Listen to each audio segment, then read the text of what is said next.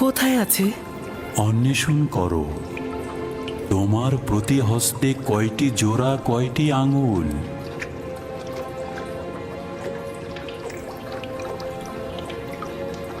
পাঁচটি আঙ্গুল,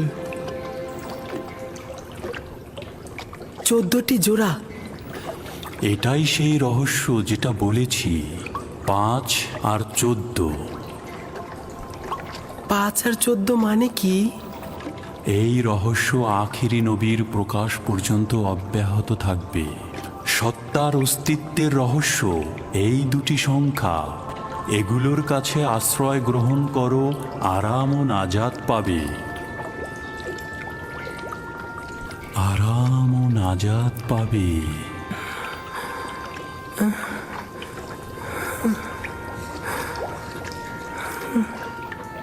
জনাব, জনাব আপনি কোথায় গেলেন?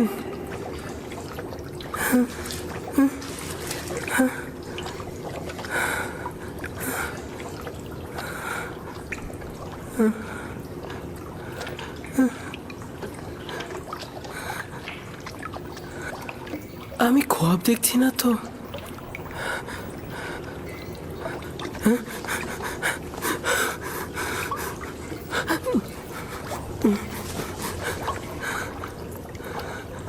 সকল অস্তিত্বের রহস্য তোমার হস্তের মধ্যে। এই মোহরকে ছাপ দিলে আমার ভালো লাগছে কেন?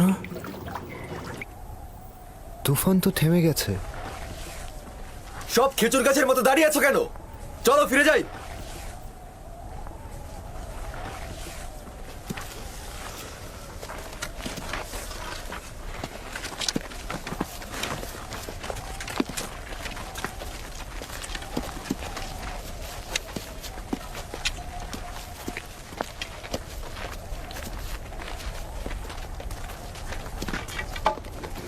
ইউসুফ!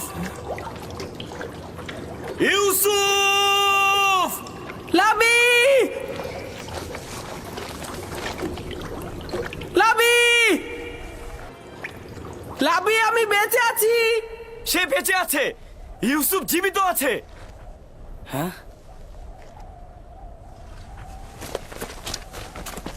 ইউসুফ! ইউসুফ! আমি বেঁচে আছি, আমার কিছু হয়নি। সে জীবিত আছে। এখন তো তোমরা নিশ্চিন্ত। চলো এখন। কি হলো? তোমরা কি যাবে? ইউসুফ, আমরা তো ভেবেছিলাম তুমি ডুবে গেছো। এতক্ষণ জবাব দিচ্ছিলে না কেন? আমি নিজেও জানি না আমি কি করে নাজাত পেলাম। আমাকে বাইরে নিয়ে যাও, আমার খুব ভয় করছে। আমি বাইরে যেতে চাই। আমি এটা পারবো না। তোমার ভাইয়েরা পাষাণ হৃদয়ের, আমাকে এটা করতে দেবে না। ধৈর্য ধরো ইউসুফ, আর খোদার উপরে ভরসা রাখো। ইউসুফ, আমাদের এখন যেতে হবে। তুমি একদম চিন্তা করো না। আমি খুব দ্রুত তোমার জন্য খাবার ও পানি নিয়ে আসবো। এই পানি লবণাক্ত, খেও না। আমরা তোমার জন্য মিষ্টি পানি নিয়ে আসবো। তার মানে তোমাদের প্রথম উদ্দেশ্য ছিল ওকে হত্যা করা। তোমরা জানতে এই কূপের পানি লবণাক্ত, আর তাতে সে মারা যাবে, তাই না? হ্যাঁ জানতাম, কিন্তু ইয়াহুদাই তো বলতে নিষেধ করেছে। আমার কি দোষ? আমাদের এখন যেতে হবে। রাস্তা অনেক দূর।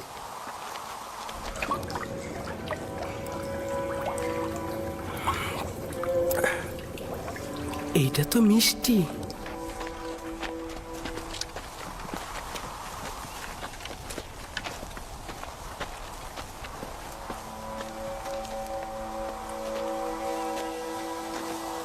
সবাই চলে গেছে, আমিও চলে যাচ্ছি। লাবি, আমি ভয় পাচ্ছি। যেতে হবে ভাই আমার। আগামীকাল অবশ্যই আসবো। লাবি!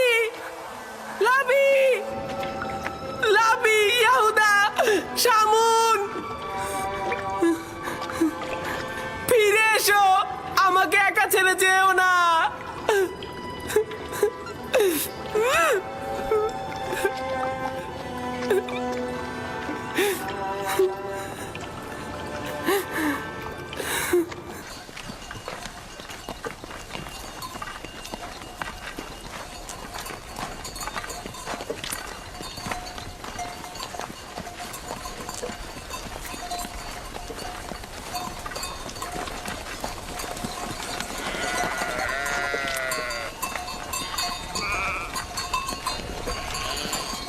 কি ব্যাপার, বসলে কেন? আমি দিনের আলোতে আব্বাজানের সম্মুখে আমার এই মুখ দেখাতে পারবো না, তাই সূর্য ডোবা পর্যন্ত আমি অপেক্ষা করব।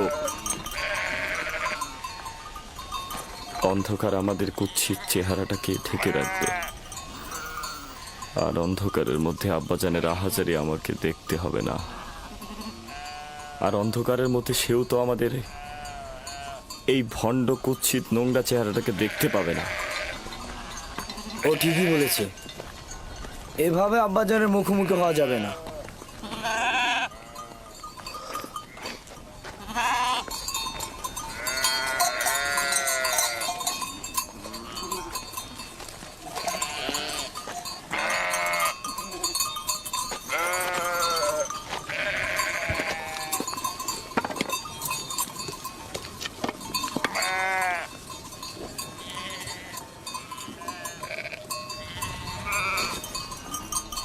এই জামাটি ঠিক এভাবে আব্বাজানের নিকট নিয়ে যাওয়া ঠিক হবে না। সে জিজ্ঞেস করবে ইউসুফকে যদি নেকড়ে ছিন্ন ভিন্ন করে থাকে তাহলে এই জামাতে রক্ত কোথায়?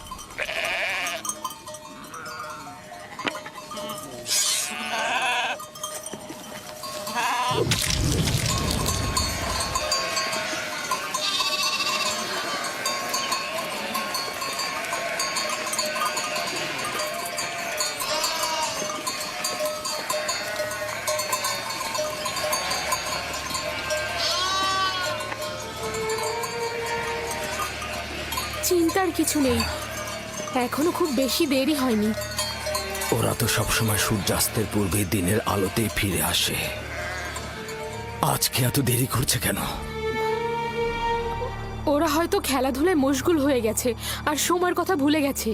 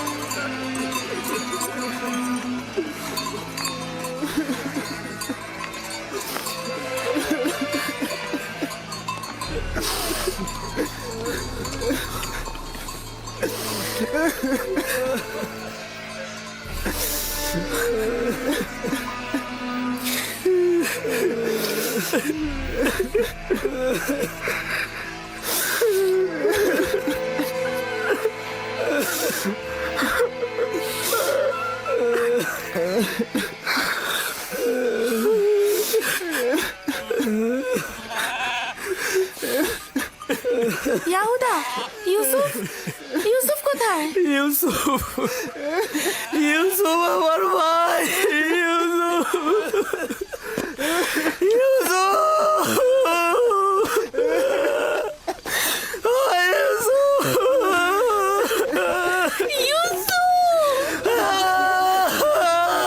ইউসুফ কোথায়?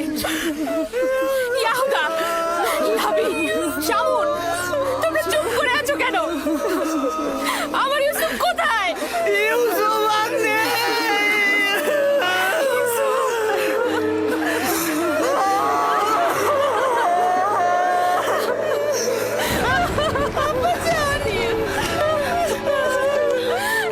দেখো আব্বাজানের কি হয়েছে।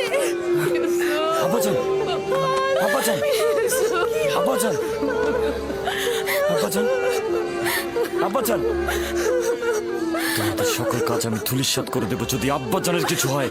আব্বাজান, আব্বাজান, আপনি উঠুন। আব্বাজান, আব্বাজান,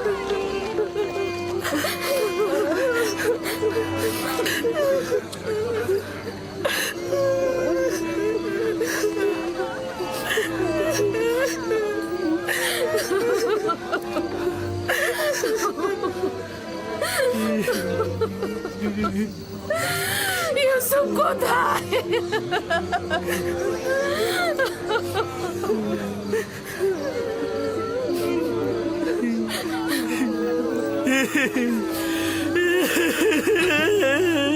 কি হয়েছে ইহুদা? আমার ইউসুফ কোথায়? কি হয়েছে লাভি? লাভি কথা বলছো না কেন? আমার ইউসুফ কোথায়? খোদার কসম বলছি, আব্বাজানের থেকে আমাদের দুঃখ কোনো অংশে কম নয়। আমরাও কেন ইউসুফের সাথে মরে গেলাম না? বল কি হয়েছে? ওটা শোনার জন্য পাষাণ হৃদয় দরকার আব্বাজান। আমরা কিভাবে বলবো সেই কথা আপনাকে? তোমরা আমাকে বলো, সব ধরনের খবর শোনার জন্য আমি প্রস্তুত রয়েছি। তোমরা আমাকে বলো আমার ইউসুফের সাথে কি ঘটেছে। আমি আর আমার ভাইরা জানি না সঠিক কি ঘটেছে। ঘটনার সময় আমরা ওইখানে ছিলাম না। আমরা বিনোদন ও খেলায় মশগুল ছিলাম। আমরা স্থান কাল থেকে গাফেল ছিলাম। খেলতে খেলতে আমরা এক সময় বুঝতে পারলাম যে সন্ধ্যা হয়ে গেছে আর আমরা ইউসুফের থেকে অনেক দূরে চলে এসেছি। ইউসুফের দৌড়ানোর সামর্থ্য না থাকায় ও আমাদের খেলার মধ্যে ছিল না। ও আমাদের পোশাক ও জিনিসপত্রের কাছে বসেছিল। খেলাধুলা শেষে আমরা যখন ফিরে এলাম সেখানে ইউসুফের কোনো অস্তিত্বই পেলাম না। আমাদের পোশাক ও জিনিসপত্র ছিল, শুধুমাত্র ইউসুফই ছিল না। আমরা শুধু এই রক্ত মাখা জামাটি পেয়েছি। ইউসুফ আমার ভাই, ইউসুফ আমার ভাই। আমার ইউসুফের কি কোনো অঙ্গ প্রত্যঙ্গ অবশিষ্ট ছিল না যেটা নিয়ে আমি কাঁদতে পারতাম? কোনো অঙ্গ প্রত্যঙ্গ কি তোমরা খুঁজে পাওনি যেটা আমি কবর দিতে পারতাম? অনেক খুঁজেছি আমি, শুধু এই রক্ত মাখা জামাটি ছাড়া আর কিছুই পাইনি।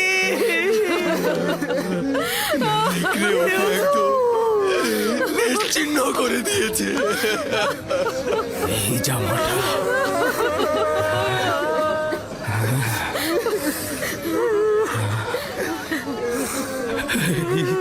জামাটা আমার ইউসুফের। আমি ওর ঘ্রাণ পাচ্ছি। আমার ইউসুফ।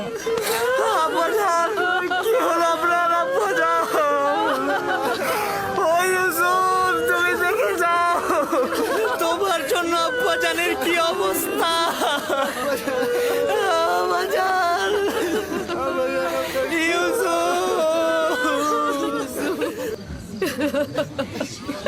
ও ইউসুফ, আমার ইউসুফের সাথে কেন এমন হলো?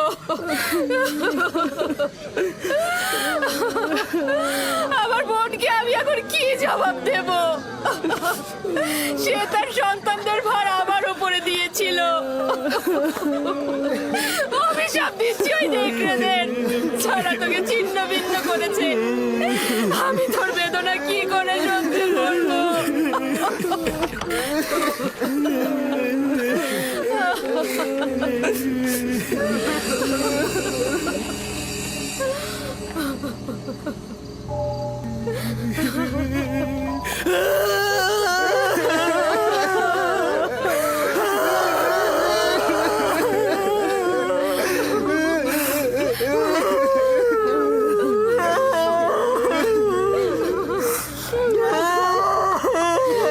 ইউসুফকে যখন নেকড়েরা হামলা করেছিল তখন তার দেহে এই পোশাকটা কি ছিল?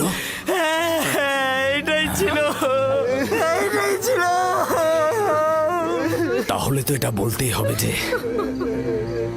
নেকড়েগুলো অনেক দয়ালু ছিল। তারা শুধু দেহ ছিন্ন ভিন্ন করেছে, কিন্তু জামাটা একদম অক্ষত রেখে দিয়েছে।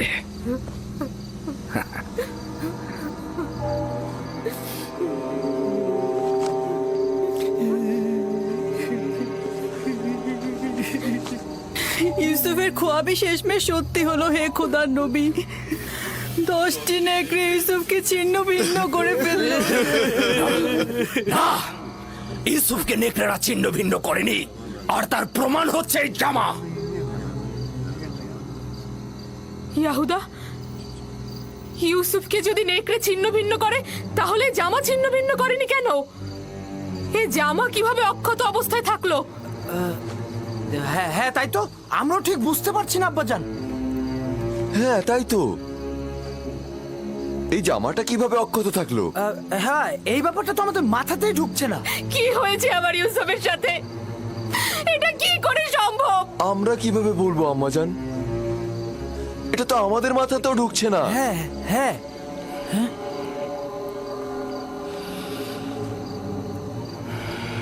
জানি না তোমরা ওখানে কি ঘটিয়েছ, তবে এটা ধ্রুবতারার মতো সত্য যে যা ঘটিয়েছ তা নফসের ফরমানে বশ্যতা স্বীকার করেছ। তোমাদের নাফস তোমাদের এই আমলকে তোমাদের নিকট ভালো কাজ হিসেবে প্রকাশ করেছে। নিঃসন্দেহে বলা যায় এই ঘটনায় শয়তানের হাত রয়েছে।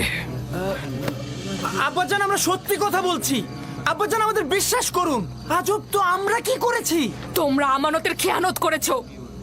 তোমাদের উচিত ছিল ইউসুফের প্রতি খেয়াল রাখা। আজ রাতের মধ্যেই যেভাবেই হোক, যেখান থেকে হোক, ইউসুফকে খুঁজে নিয়ে আসবে। আমরা অনেক খুঁজেছি, খুঁজে পাইনি। এখন আমরা ইউসুফকে কোথা থেকে খুঁজে বের করে নিয়ে আসবো? যা বলেছি তাই করবে। আমি আর তোমাদের কোনো কথা শুনতে চাই না।